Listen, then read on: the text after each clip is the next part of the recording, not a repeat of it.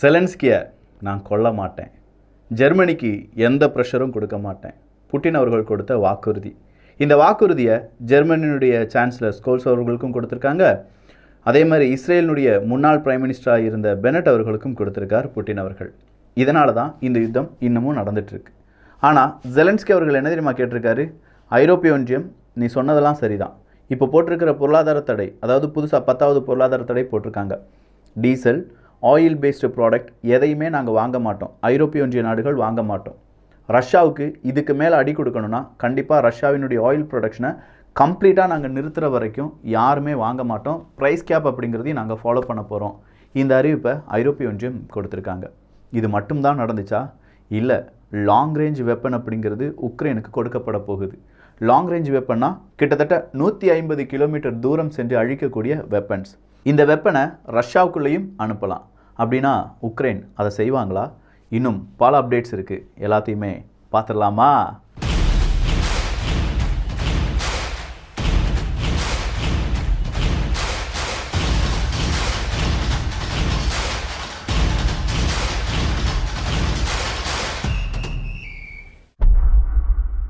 உக்ரைனுடைய defence chief சீக்கிரமாக மாற்றப்பட போகிறார். எழுதி வச்சுக்கோங்க.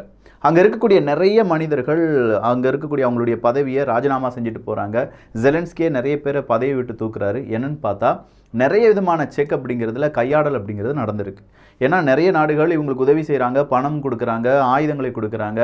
அப்போ எவ்வளோ ரூபாய் வருது, அதில் எப்படி ஊழல் செய்யலாம் அப்படின்னு சொல்லி உக்ரைனில் சில பல அரசியல் வியாதிகள் என்ன செஞ்சுருக்காங்கன்னா, அவங்களுடைய அரசு அதிகாரிகள் அவங்களுடைய அந்த அதிகாரத்தை பயன்படுத்தி மிகப்பெரிய ஊழலில் ஈடுபட்டிருக்காங்க. இந்த ஊழல் செஞ்சனாலேயே பல நாடுகள் இப்போது என்ன செய்ய ஆரம்பிச்சிட்டாங்க, இவங்களுக்கு ஏன் கொடுக்கணும், உக்ரைனுக்கே நம்ம உதவிகள் செய்யணும், அங்கே ஊழல் நடந்துட்டுருக்கே அப்படின்னு சொல்லிட்டாங்க. இதுக்கு காதுபட ஜெலன்ஸ்கி அவர்களுக்கு வந்த உடனே ஜெலன்ஸ்கி அவர்கள் என்ன செய்யறாருன்னா, நிறைய மினிஸ்ட்ரிஸ், நிறைய கவர்னர்ஸ் எல்லாத்தையுமே தூக்குறார். அப்படி டிஃபென்ஸ் சீஃப் இன்றைக்கி என்ன சொல்லியிருக்காங்கன்னா, நாங்கள் ஆடிட்டிங் பண்ணிகிட்ருக்கோம், எவ்வளோ செக் வந்திருக்கு, என்ன மாதிரியான அமௌண்ட் வந்திருக்கு, அதை எப்படி செலவழிச்சிருக்காங்க, ஃபுல்லாக ஆடிட் பண்ணிகிட்ருக்கோம். ஆடிட் பண்ணோன்னே நாங்கள் அதுக்கான இன்ஃபர்மேஷனை வெளியில் விடுறோம் அப்படின்னு சொல்கிறாங்க. இல்லைப்பா, பல நாடுகள் பயப்படுறாங்க, எல்லாருமே உதவிகள் செஞ்சு இதை ஊழலாக இவங்க எடுத்துருவாங்களா அப்படின்னு சொல்லி பயப்படுறாங்கன்னு சொன்னோடனே உக்ரைன்லேருந்து சில பல நபர்கள் பல நாடுகளுக்கு சுற்றுப்பயணம் மேற்கொள்கிறாங்க. அதில் புதுசாக இந்தியா மேலாம் பொருளாதார தடை போட்டு விடுங்கப்பா அப்படின்னு சொன்னவர்லாம் இந்த மாதிரி ட்ராவலுக்கு வந்தவர் தான். ஒரு கட்டத்துக்கு மேலே இப்போ என்ன நடக்குது அப்படின்னா, டிஃபென்ஸ் சீஃபையே தூக்கிடலாமா அப்படின்னு சொல்லி யோசிச்சுட்டு இருக்கார். டிஃபென்ஸ் இன்டெலிஜென்ஸ் சீஃப் அப்படிங்கிறவர் இனிமேல் டிஃபென்ஸ் சீஃபாக இருக்க போகிறார் அப்படிங்கிற அறிவிப்பு சீக்கிரமாக உக்ரைன்லேருந்து வெளியில் வரலாம். வேணால் நோட் பண்ணி வச்சுக்கோங்க. இப்போதைக்கு பாக்முத் பகுதியில் பெரிய ஒரு டிஃபென்சிவ் பொசிஷனில் 2 படைகளுமே நின்றுட்டு இருக்காங்க.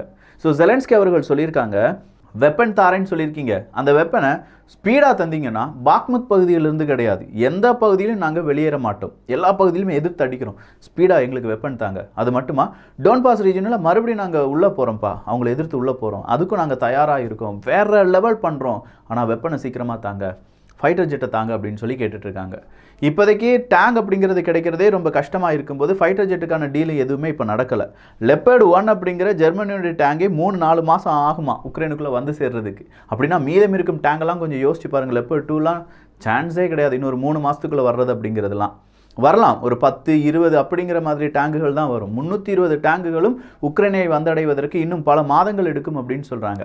ட்ரைனிங் எல்லாம் ஆரம்பிச்சிட்டாங்க. பல நாடுகள், பல நாட்டு இராணுவ வீரர்கள் உக்ரைன் இராணுவ வீரர்களுக்கு ட்ரைனிங் கொடுக்க ஆரம்பிச்சிட்டாங்க. ஸோ போலந்துலேருந்து மோல்டோவா வர இப்போ எல்லாருமே கேட்பது, எங்களை நீங்கள் எப்படி பாதுகாக்க போகிறீங்க? உலக நாடுகளே உக்ரைனை நீங்கள் பாதுகாக்கிறீங்க, இதன் பிறகு தாக்குதல் மோல்டோவா பக்கமோ போலந்து பக்கமோ வந்துச்சு அப்படின்னா எங்களை நீங்கள் எப்படி பாதுகாப்பீங்க அப்படிங்கிற ஒரு கேள்வியை கேட்டிருக்காங்க. மேற்குலக நாடுகளை பொறுத்த வரைக்கும் யூகேல, பிரான்ஸில் இங்கெல்லாம் பலவிதமான ஸ்ட்ரைக் அப்படிங்கிறதும் அரசாங்கத்துக்கு எதிரான பலவிதமான கோஷங்கள் அப்படிங்கிறதும் நடந்துக்கிட்டே இருக்குது. இது அவங்க நாட்டுக்குள்ளேயே பல பிரச்சனையாக இருப்பதனால சீக்கிரமாக இந்த உக்ரைன் ரஷ்யா பிரச்சனையில் அடுத்த ட்விஸ்ட்டுக்காக எல்லா நாடுகளுமே காத்திருக்கிறார்கள். So tank, fighter jet, long range weapons, இப்போ தான் இந்த லாங் ரேஞ்ச் வெப்பன்ஸை பற்றி பார்க்கலாம். இந்த லாங் ரேஞ்ச் வெப்பன்ஸ் அப்படின்னு சொல்லும்போது ஒரு 150 கிலோமீட்டர் ரேஞ்ச் இருக்கக்கூடிய வெப்பன்ஸ். இந்த உக்ரைன்லேருந்து ரஷ்யாவுக்குள்ளேயே இந்த லாங் ரேஞ்ச் வெப்பன்ஸ் எல்லாம் அனுப்பலாம். ஆனால் உக்ரைன் என்ன சொல்லியிருக்காங்கன்னா, இல்லை கண்டிப்பாக நாங்கள் இந்த லாங் ரேஞ்ச் வெப்பனை ரஷ்யாவுக்குள்ளே அனுப்ப மாட்டோம், எங்களுடைய டிஃபென்ஸுக்காகவும் இல்லை ரஷ்யா உக்ரைனுக்குள்ளேருந்து எங்களை தாக்கும்போது அதை அழிப்பதற்காக மட்டும்தான் இந்த லாங் ரேஞ்ச் வெப்பன்ஸ்லாம் நாங்கள் பயன்படுத்த போகிறோம், வேறு எதுக்குமே நாங்கள் லாங் ரேஞ்ச் வெப்பனை பயன்படுத்த மாட்டோம்னு சொல்லியிருக்காங்க. இது எப்படி இருக்குன்னா, லாங் ரேஞ்ச் வெப்பன் தாங்க, வேணும்னா நாங்கள் பயன்படுத்திக் கொள்வோம், ஆனால் இதுக்கான ஒரு சப்ப காரணத்தை இதை சொல்லிடுறோம் அப்படின்னு சொல்லியிருக்காங்க. சரிப்பா, ரஷ்யாவை புறம் தள்ளுவதற்காக பின்தள்ளுவதற்காக உங்ககிட்ட போதுமான அளவுக்கு ஸ்டாக்லாம் இருக்கா அப்படின்னு கேட்டிருக்காங்க. அதுக்கு எல்லா இடத்துலையும் எங்களுக்கு ஸ்டாக் இருக்குது, ஃபியூல் ஸ்டாக் இருக்குது, வெப்பன் ஸ்டாக் இருக்குது, ராணுவ வீரர்கள் ஸ்டாக் ரெடியாக இருக்காங்க, இது எல்லாத்துக்குமே நாங்கள் தயாராக இருக்கோம், அடுத்த ரவுண்டுக்கு நாங்கள் தயாராகி விட்டோம் அப்படின்னு சொல்லி உக்ரைன் இன்று அறிவிப்பை வெளியிட்டிருக்கிறது. ஏன்னா உக்ரைனுடைய இன்டெலிஜென்ஸ் சீஃப் சொல்லியிருக்காரு, பிப்ரவரி மிட்டுக்கு பிறகு ரஷ்யாவினுடைய தாக்குதல் அதிகரிக்கலாம், ஒரு கட்டத்துக்கு மேலே மிகப்பெரிய தாக்குதல் வரலாம் அப்படின்னு சொல்லி உக்ரைனுடைய இன்டெலிஜென்ஸ் ரிப்போர்ட் வெளியாகி இருக்கிறது. உக்ரைனுடைய இன்டெலிஜென்ஸ் ரிப்போர்ட் இப்படி இருக்கும்போது ரஷ்யாவினுடைய இன்டெலிஜென்ஸ் ரிப்போர்ட் அப்படியே எக்ஸாக்டாக ஆப்போசிட்டாக இன்னொரு விஷயத்த சொல்லியிருக்காங்க. அது என்னன்னா, ஒரு ஃபால்ஸ் ஃபிளாக் ஆப்ரேஷன் அப்படிங்கிறத உக்ரைன் செய்ய போகிறாங்க. மிகப்பெரிய அளவில் ஒரு ஆப்ரேஷனை செஞ்சு அதற்கு காரணம் ரஷ்யா தான் அப்படின்னு சொல்ல போகிறாங்க, வேணும்னா எழுதி வச்சுக்கோங்க அப்படின்னு சொல்கிறாங்க. ஸோ உக்ரைன் ரஷ்யா ஏதோ ஒரு தாக்குதலை செய்ய போகிறாங்க, அதில் நிறைய பேர் உயிரிழக்க போகிறாங்க, இல்லாட்டி ஏதோ ஒரு அசம்பாவிதம் நடக்க போகுது, அந்த அசம்பாவிதத்துக்கு இவன் தான் காரணம் அவன் தான் காரணம்னு சொல்லி இரண்டு பேருமே என்ன செய்ய போகிறாங்க, மாற்றி மாற்றி குற்றத்தை சொல்ல போகிறார்கள். அதற்கான முதல் கட்ட நடவடிக்கை இவங்க இப்போ இந்த நியூஸை வெளியில் விட்டுருக்காங்க. உக்ரைனுடைய செகண்ட் லார்ஜஸ்ட் சிட்டியில் இன்னைக்கு மிகப்பெரிய தாக்குதல் எல்லாமே நடந்திருக்கு, 5 நபர்கள் காயமுற்றிருக்கிறார்கள். ஆனால் இன்னும் பல வாரங்களுக்கு பெரிய அளவு தாக்குதல் இல்லாத காரணத்தினால் ரீக்ரூப் பண்ணுறதுக்கான முயற்சிகளில் 2 நாடுகளுமே ஈடுபட்டு இருக்காங்க. பெலரஸ் நாடு இப்போ ஆப்பிரிக்க நாடுகள் கூட பலவிதமான பேச்சுவார்த்தை நடத்திட்டு வந்தார். அதே மாதிரி ரஷ்யாவினுடைய அதிபர் புட்டின் அவர்கள் ஈரான் கூடயும் சீனா கூடயும் வடகொரியா கூடயும் பேச்சுவார்த்தை நடத்திட்டு இருக்காங்க. இது இல்லாமல் ஹங்கேரி கூட, ஜெர்மனி கூட, பிரான்ஸ் கூடலாம் பேச்சுவார்த்தை அப்படிங்கிறது நடந்துக்கிட்டே இருக்கு. எர்டகன் அவர்கள் ரஷ்யாவுக்கு ஆதரவாக சில முடிவுகளை எடுத்திருக்காரு. குறிப்பாக ஸ்வீடன், ஃபின்லாண்டு அதில் நாட்டோவில் இணைவது இப்போது துருக்கியால் தடுக்கப்பட்டிருப்பது அமெரிக்காவை ரொம்ப பெரிய அளவில் கோபமடைய வச்சிருக்குன்னு சொல்லலாம். அது இல்லாமல் இப்போ ஸ்பை பலூன் வேற பறக்க விட்டுட்டாங்க பார்த்தீங்களா சீனா, இது வேற அமெரிக்கா சீனாவுக்கு இடையே ஒரு பெரிய பதட்டத்தை ஏற்படுத்தலாம். அந்த பதட்டத்து கூடவே தைவானுடைய பிரச்சனையும் பெரிதாக பேசப்படலாம். இது எல்லாத்தையும் கூட்டி கழிச்சு பார்க்கும்போது ஒரு பெரும் பிரச்சனை அப்படிங்கிறது இந்த மார்ச் மாதத்தில் ஒன்று வரலாம். அந்த பெரும் பிரச்சனையோடு ரஷ்யா உக்ரைன் போர் நிறுத்தப்படலாம், அப்படி இல்லைன்னா மிகப்பெரிய அளவில் ஒரு யுத்தமாக தொடரலாம். இதுதான் இப்போதைக்கு எல்லா வல்லுநர்களும் அவங்களுடைய அந்த இன்டெலிஜென்ஸ் ரிப்போர்ட்டின் அடிப்படையில் கூறியிருக்கிறார்கள். உக்ரைனில் வார் கிரைம் ரஷ்யா பண்ணியிருக்காங்களா இல்லையா, வார் கிரைம் பண்ணியிருந்தாங்கன்னா அதுக்கான எவிடன்ஸ் எல்லாமே நீங்கள் சேவ் பண்ணி வச்சுக்கோங்க அப்படின்னு சொல்லியிருந்தாங்கல்ல. அமெரிக்கா, ஜெர்மனி போன்ற நாடுகள் எல்லாருமே உக்ரைனில் வார் கிரைம் செஞ்சிருக்கான இன்ஃபர்மேஷன் எல்லாம் எடுத்து வச்சுருந்தாங்க. இன்றைக்கி ஜெர்மனி ஒரு அறிவிப்பை கொடுத்துருக்காங்க, எங்ககிட்ட 100 பீசஸ் வார் கிரைமுக்கான எவிடன்ஸ் அப்படிங்கிறது இருக்குது. ஸோ யாரும் பேனிக் ஆக வேண்டாம், கண்டிப்பாக இந்த வார் கிரைம் ரஷ்யா தான் செஞ்சுருக்காங்கிறத நம்மளால் ப்ரூவ் பண்ண முடியும்னு சொல்லியிருக்காங்க. ஐயா 100 கிடையாது, எங்ககிட்ட லட்சக்கணக்கான எவிடன்ஸ் இருந்துச்சு. முள்ளிவாய்க்கால், இலங்கையில் சிங்களவர்கள் செய்த அந்த அக்கிரமம், அதனால் ஏற்பட்ட உயிரிழப்புகள், எவ்வளவு ஃபுட்டேஜ், எவ்வளவு புகைப்படங்கள், இது இருந்துமே இன்னும் ராஜபக்சே குடும்பம் சும்மா ஜெகஜோதியாக சுற்றிட்டு இருக்காங்களே, அதெல்லாம் என்னையா சொல்கிறது? இதை கேள்வி கேட்டோம்னா நீ ஏன்டா அதெல்லாம் பேசுகிற, அது மேற்குலக நாடுகளுடைய பிரச்சனை பெருசாக பேசப்படும், இங்கே ஆசிய நாடுகளுடைய பிரச்சனைலாம் நாங்கள் கண்டுக்கிடவே மாட்டோம் அப்படின்னு சொன்னால் நாங்களும் கண்டுக்கிட மாட்டோம், இதை சொல்லிட்டு போகலாம்ல.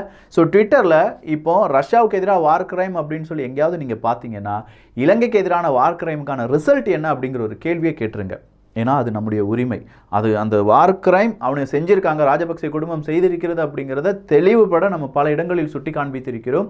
அதே நேரத்தில் அதற்கான அந்த விதி தீர்ப்பு அப்படிங்கிறதையும் நம்ம எதிர்பார்த்து காத்து கொண்டிருக்கிறோம். உக்ரைனும் ரஷ்யாவும் பிரிசனர் ஸ்வாப் நடத்தினாங்க அப்படின்னு சொல்லி பார்த்தோம்ல, அதில் யூகேனுடைய சில சோல்ஜர்ஸ் அவங்க உக்ரைனுக்கு ஆதரவாக போரிட்டார்கள், அவங்களுடைய உடலும் கொடுக்கப்பட்டது அப்படின்னு சொல்லி பார்த்தோம்ல, அது இன்னைக்கு யூகேக்கு கொண்டு செல்லப்பட்டிருப்பதாக அப்டேட் கூறியிருக்கிறது. கிட்டத்தட்ட 1.3 மில்லியன் டன் ஆஃப் தானியங்கள், இதை கொஞ்சம் கம்மியாக தான் ஏற்றுமதி செஞ்சிருக்காங்க உக்ரைன். இந்த ஏற்றுமதி இப்படியே போயிட்டு இருந்துச்சுன்னா பல டன் தானியங்கள் அப்படிங்கிறது உக்ரைனிலே தேங்கி நிற்க வாய்ப்புகள் இருப்பதாகவும், சீக்கிரமாக துரித நடவடிக்கை வழியாக இங்கே இருக்கக்கூடிய தானியங்களை பல நாடுகளுக்கு கொண்டு செல்ல வேண்டும் அப்படிங்கிற ஒரு முனைப்புடன் உக்ரைன் இருப்பதாகவும் செய்திகள் கூறுகிறது. ஒடிசால மிகப்பெரிய அளவில் ஒரு பவர் ஸ்ட்ரைக் அப்படிங்கிறது நடந்துச்சு. அதனால் அங்கே இருக்கக்கூடிய மக்களுக்கு எலக்ட்ரிசிட்டி இல்லாமல் இருந்துச்சு. அது பார்ஷியலாக ரிகவர் பண்ணியிருக்காங்க. கொஞ்சம் வீடுகளுக்கு மட்டும் இப்போ பவர் சப்ளை கொடுக்கப்பட்டிருப்பதாக செய்திகள் கூறுகிறது.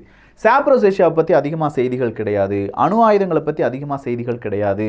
அதே நேரத்தில் பலவிதமான லாங் ரேஞ்ச் வெப்பன்ஸை பற்றி இப்போ செய்திகள் அடிப்படுகிறது. அப்படின்னா பீரங்கிகளை அழிப்பதற்கான இன்ஃபேண்ட்ரி ஃபைட்டிங் வெஹிக்கிள், இந்த long range weapon, fighter jet, இதுதான் இனிமேல் ஹாட் டாப்பிக்காக இருக்க போகுது. இதுக்கு தேவையான ஆயுதங்கள், அந்த ஆயுதங்களுக்கு தேவையான உபபொருட்கள், இது எல்லாம் எப்படி ஸ்டாக் பண்ண போகிறாங்க அப்படிங்கிறது தான் நிறைய $1 மில்லியன் கேள்வியாகும். எப்படி டிரான்ஸ்போர்ட்டேஷன் பண்ண போகிறாங்க, அப்படி டிரான்ஸ்போர்ட்டேஷன் பண்ணக்கூடிய இந்த பொருட்களை எங்கே சேவ் பண்ணி வைக்க போகிறாங்க, இது எல்லாத்தையுமே 2 நாடுகளுமே உன்னிப்பாக கவனிச்சிட்டு இருக்காங்க. ஏன்னா இந்த யுத்தம் தொடங்கும் போது சில விஷயங்களை நல்லா கவனிச்சிருப்பீங்க. அந்த சுரங்கத்தில் குண்டை வீசிட்டாங்க, இந்த ஃபேக்ட்ரியில் குண்டை வீசிட்டாங்க அப்படின்னு சொல்கிற பல செய்திகள் நம்ம கேள்விப்பட்டிருப்போம். ஆனால் இப்போ அது எதுவுமே கேள்விப்படலை. ஏன்னா 2 நாடுகளுமே சுதாரிச்சிட்டாங்க. இந்த இடத்துல வச்சு அவன் குண்டுகளை வீசிடுவான், இந்த இடத்துல வச்சு அழிச்சிடுவான் அப்படின்னு சொன்னதுனால பல இடங்களிலும் வெப்பன் இல்லாட்டி குண்டுகள் இதெல்லாமே வைத்து பாதுகாக்கப்படுகிறது. ஒன்ஸ் யுத்தம் ஸ்டார்ட் ஆனோடனே அந்தந்த இடங்களில் அழிவுகளும் ஏற்படலாம், இல்லை அந்த இடங்கள் வழியாக எதிரி நாட்டுக்கு அழிவுகளையும் ஏற்படுத்தலாம். ஸோ பார்க்கலாம் என்ன நடக்க போகுது அப்படின்னு சொல்லி. கம்ப்ளீட் அப்டேட்ஸ் இதில் வந்திருக்கும் நான் நம்புகிறேன். ஸோ உங்களுடைய கருத்துக்கள் இங்கே வரையறுக்கப்படுகின்றன. எல்லோரும் வியூகத்தில், தமிழ் வியூகத்தில் இணைந்திருங்கள். நல்லதை பகிர்ந்து நல்ல சமுதாயத்தை உருவாக்குவோம். நன்றி, வணக்கம்.